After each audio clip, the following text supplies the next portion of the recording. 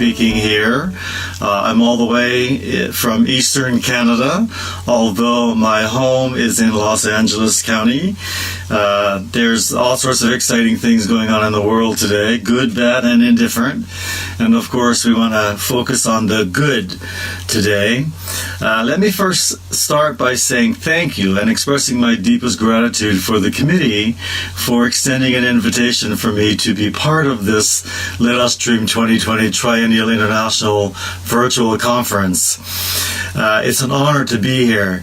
My topic is going to be on human rights, civil rights, and democracy within the context of educational leadership for globalization. One of the things I've been studying as of late, along with a colleague of mine from Australia, is globalization within the context of globalization. And I thought that I would take a few minutes to just run some of our ideas by this group here today to let you know where we are, where we stand on different competencies in educational leadership from a global and a global perspective.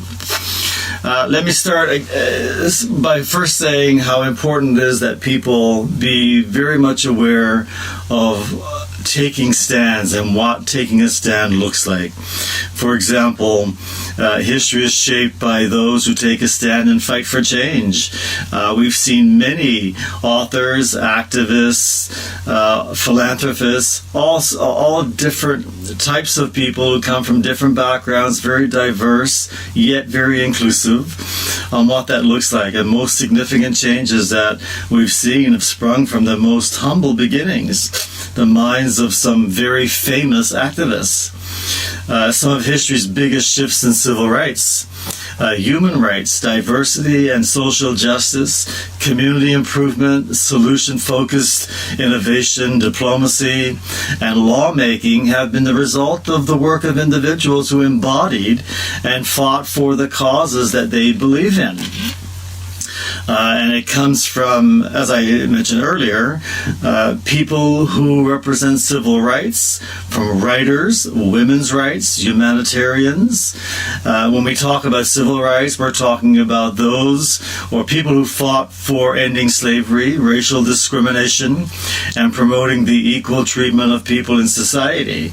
Without these elements being put in place, it's nearly impossible to be able to say that, yes, our communities are improving from all facets. And I believe that we do improve our communities when we represent, heed, and really respect what civil rights means.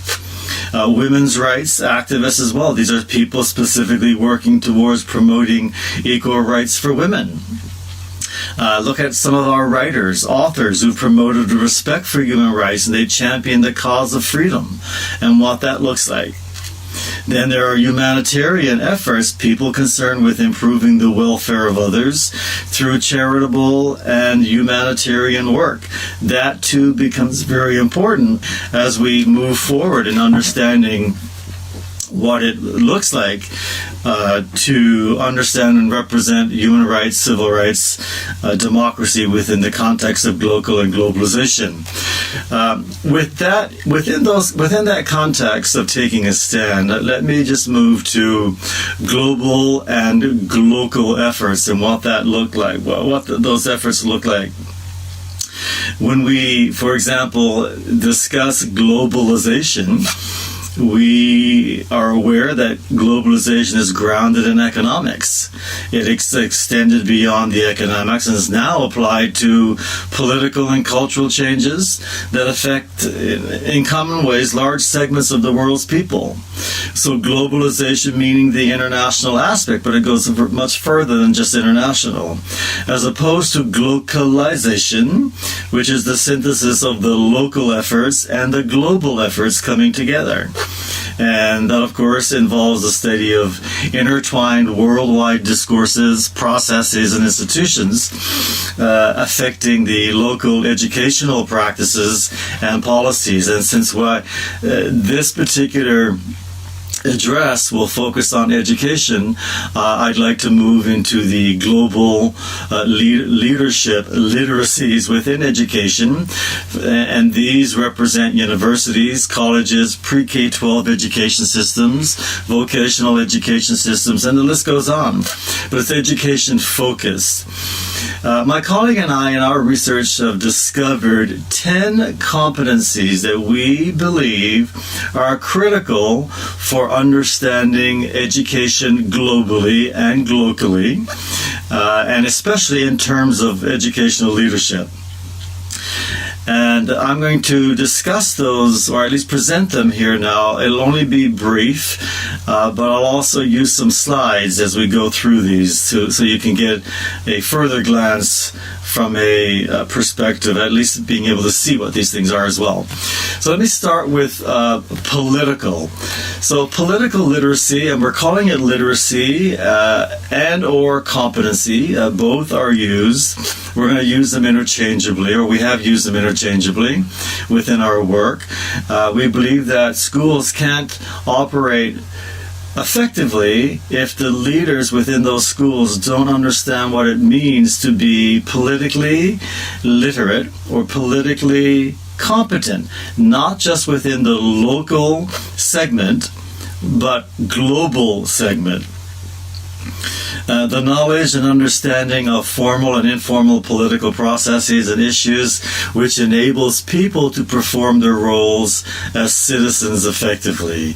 That knowledge and the understanding of those political processes becomes critical for those who are in leadership positions operating in our school systems worldwide, and not just within our own communities.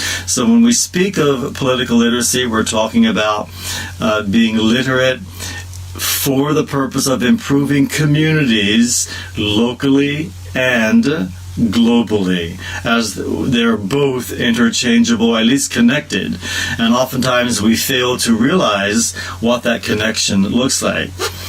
When we think of politics of global educational leadership, we think of, well, who gets what, when do they get it, and how do they get it? And that what could be in terms of finances, in terms of social capital, in terms of so many different issues, really. Governance, power, the authority in closed and open systems. We believe that continued globalization of educational policy is sure to bring individual preferences, as most things do. It's sure to bring democratic redistribution of authority and individual rights to personal liberty and diversity of opportunity back to the top of the political agenda.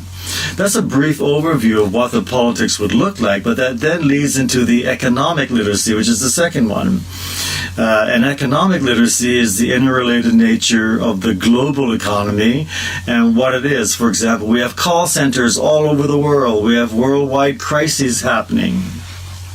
Macroeconomics and microeconomics as well. And where then, or why should leaders within education be aware of what those macro and microeconomics look like?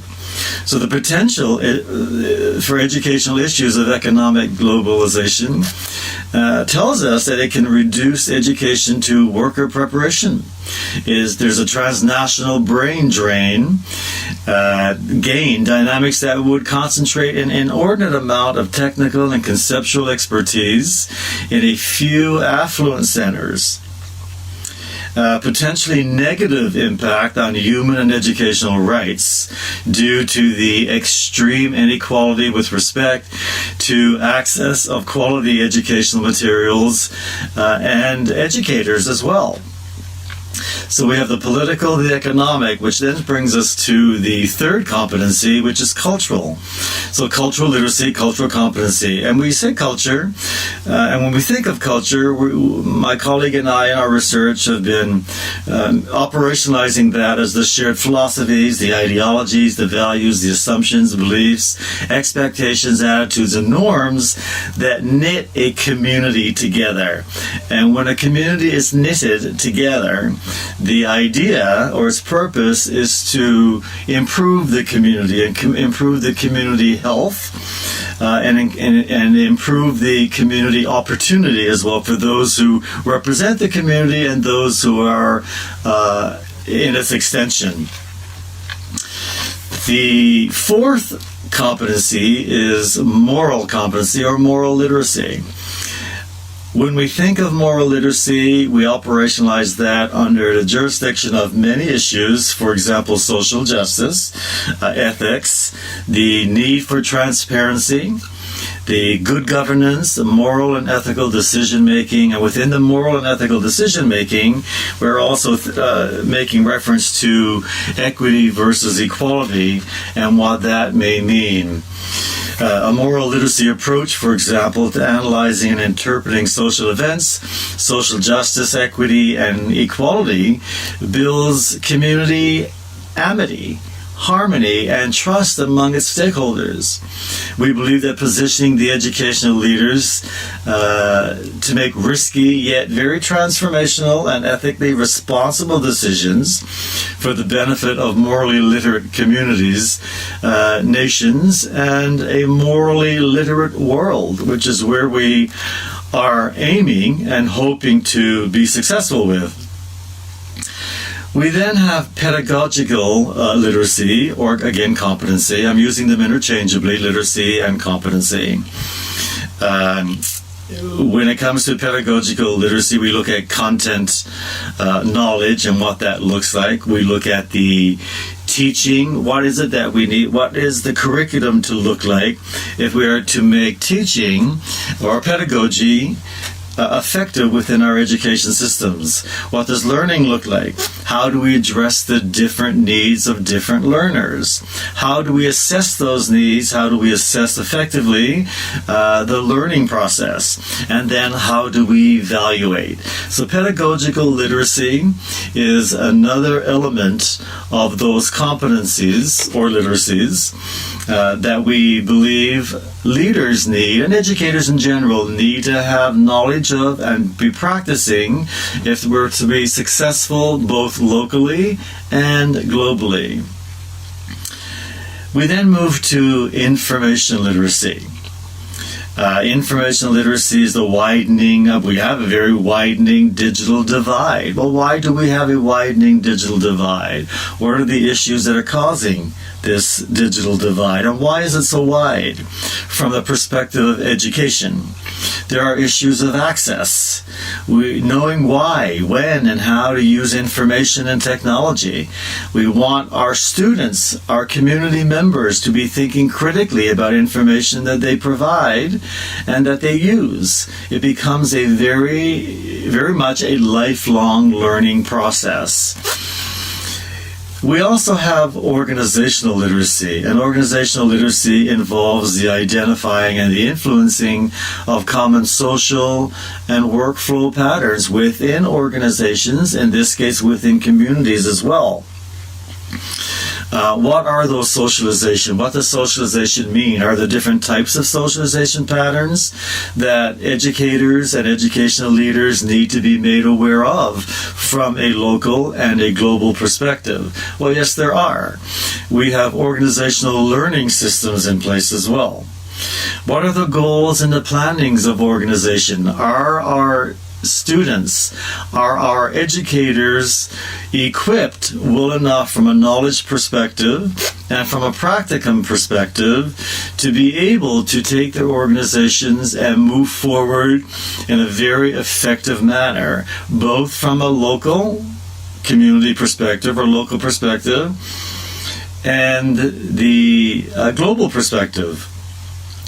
And within the organizational literacy / competency, how does diversity fit into this realm as well? What does that look like? Is it important? Is it not important? Well, in our current state of affairs, from a local and from a local and or global perspective, yes, diversity becomes very important. There are many opportunities that come with diversity, much like inclusion. It's always been here. We've always had diverse populations and diverse communities. To some degree, agree. Diversity, for example, is not just simply racial diversity, gender diversity, but there are so many other issues that come with that, or forms of diversity. We're talking about personality diversity, diversity in motivation, cognitive learning styles, leadership versus followership style, gender, ethnicity, sexual orientation, politics, linguistic, language, class, age, competency, seniority as well, ageism, organizational function, ability, and philosophy. So we can see that diversity comes in so many different forms, and oftentimes I believe we neglect to realize that there are so many different forms, and we tend to focus on one, two, or three forms of diversity when there are so many different forms that a globally competent or literate leader would need to be aware of and to be able to identify that within the organizations as well. So the organizational leadership then springs into holistic health leadership. And what does that mean? And we think of the holistic leadership theory, holistic development, fundamental assumptions. We all have fundamental assumptions. And the idea that holistic health leadership is important is simply because we want to, or the purpose behind it is to reunite or understand how we reunite the mind, the body, and the spirit. All three elements work well together, and we need to be healthy holistically or within all three realms of these particular reuniting elements. So holistic health leadership is a competency as well. Then we have the religious and spiritual literacy. We want to be very careful here not to confuse religiosity with spirituality.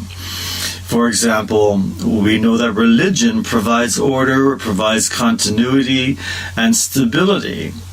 It is not spirituality. The spirituality is the core of what and who we are. And let me just reiterate the religiosity part of the religion. I say we know the purpose of religion as we know it, based on the research, is it provides that order, it provides that continuity and the stability, but it is not spirituality.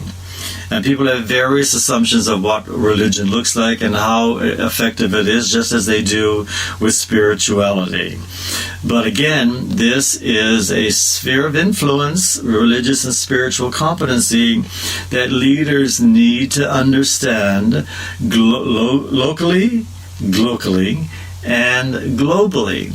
If we're to understand, for example, as leaders of education within the school systems, then we want to know what role does religion play within the school systems. How effective is it? And where does the freedom to utilize religious tenets come into play? And the same thing with spirituality. Who are we? What is the core of us? Who am I? And what is my core? That becomes really important for the understanding of spirituality. The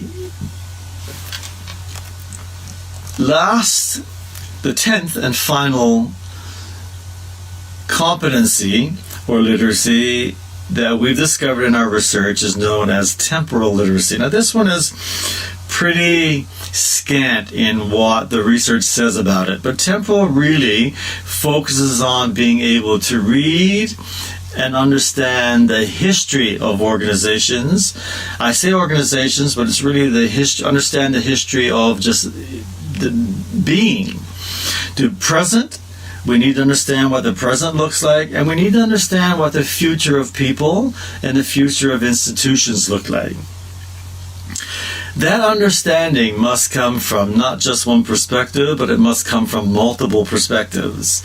And the only way, the one way I should say, to understand really what temporal literacy, temporal competency means, is by using the data that we currently have to predict and project future trends. So that gives you an idea of the 10 literacies that we have been focused on over the last few years in our own research. This is a big piece of my personal research or professional research. And within those competencies, of course, is the understanding of what special needs as well within our school systems and what that looks like.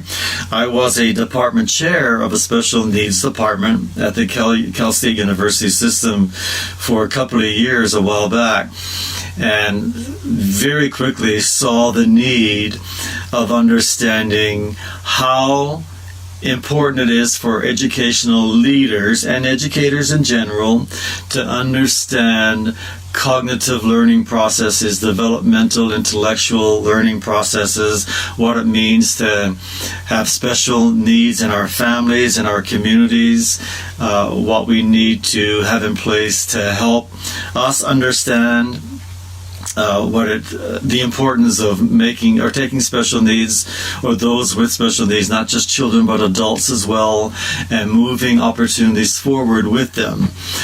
For example, we have many students within our school systems who are who have mild needs, others have moderate needs, and others have severe needs. But we have a lot of administrators in our school systems who simply don't understand what that means or how to recognize what that means. And then once it is recognized by those who do recognize it, what to do with that in order to ensure that equity and equality of all students are there for everybody to take or make use of. We also believe that there are times when we have to mix in with all of these 10 competencies, we have an opportunity to look at youth activism and what youth activism looks like for improving our communities. What does it mean to have a solution-based innovation and solution-based problems and solution-based questions as well, and ideas within our communities? So I'm going to actually give you or leave with you a youth activism link, which will be put up here on a slide in a couple of minutes, for you to look at what people are doing worldwide along the lines of activism for taking stands, human rights, defending civil rights, defending democracy, and ensuring what that looks like for globally competent leaders moving forward. This conference is a precise opportunity for us to look at these ideas and to help others get engaged with being activists or becoming activists in different areas. And I also will leave with you some slides on what some of the areas of improving communities have been and are being right now with regards to solidifying relationships. I'm going to be putting slides up here that are focused on global areas. For example, I have one on Indonesia. We have a slide here. I'm going to show you a slide on the Chinese government being not ready for democracy. That's a question that was being asked. Slide to focus on that in Hong Kong.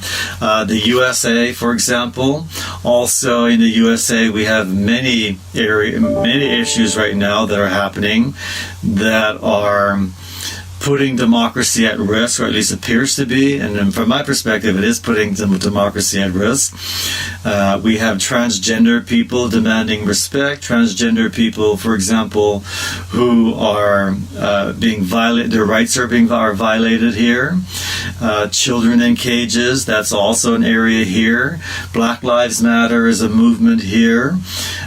Traditional marriages versus LGBTQ and unions.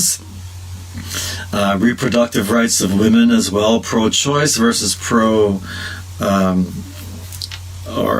pro-choice versus anti-choice, I guess, pro-life. So with that with that said, I think it's important for us to look at these areas that I'm going to leave with you, and hopefully you'll garner a little bit further understanding, a little more understanding of some of the issues that are going on within the world, and why it's important to have leaders running schools, or those in education positions in schools, making it really important to make this a core and a core element of what it is to be an educational leader on a local system level, on a global system level, and on a global system level. So again, I go back and I'll just summarize, for example, what it means for when you bring it all together. So educational leaders, then, from my perspective, educational leaders are uniquely positioned to influence the aspects of globalization and establish new frontiers.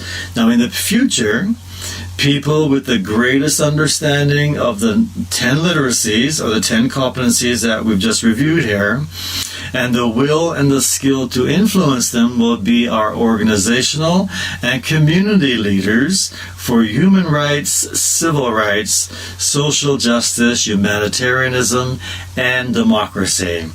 And with that, I hope that if some of you have questions or some comments to make to me on any of these issues, that you'll use my email address to get in touch with me. I'd love to hear from you.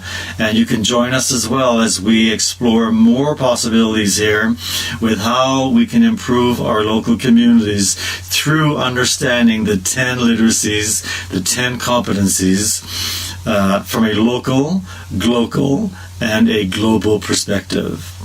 And with that, I say thank you very much.